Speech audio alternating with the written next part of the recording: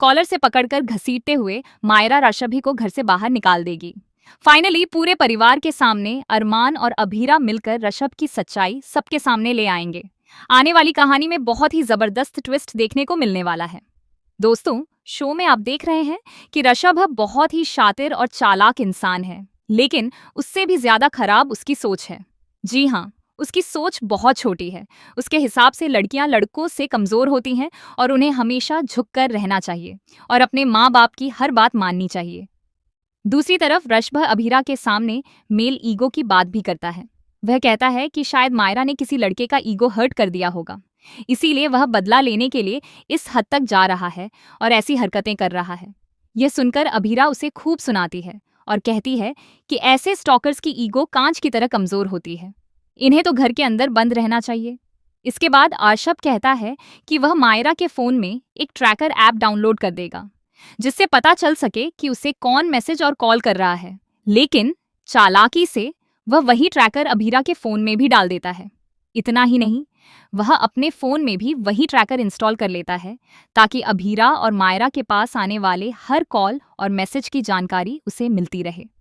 वहीं दूसरी तरफ अरमान यह पता लगाने निकलता है कि आखिर ड्रोन खरीदा किसने था। हालांकि उसे खरीदार का नाम नहीं मिल पाता, लेकिन ये जरूर पता चल जाता है कि वहां एक आदमी 2 दिन के लिए काम करने आया था और फिर अचानक नौकरी छोड़कर चला गया।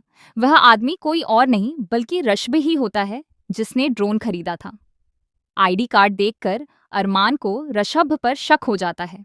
उधर अभीरा भी ऋषभ की बातें सुन लेती है, जहां वह कह रहा होता है कि मायरा अब कमजोर पड़ चुकी है और उसे अपनी लिमिट में रहना चाहिए।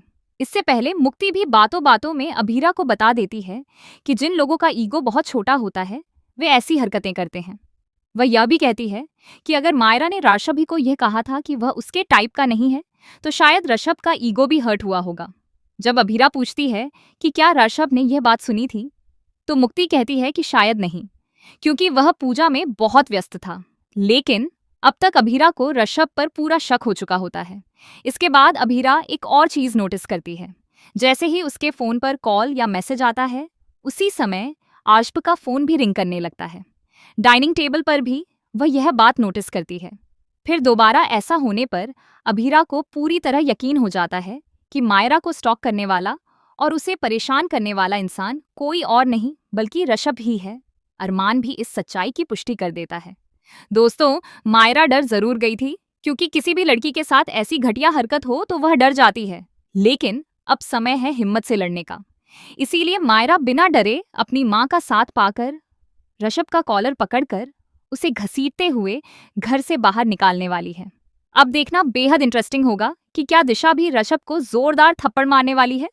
तो दोस्तों, आप इस आने वाले इंटरेस्टिंग ट्विस्ट को देखने के लिए कितने एक्साइटेड हैं, हमें कमेंट करके जरूर बताइए। क्या आप भी चाहते हैं कि आर्शब को घर से निकाल दिया जाए?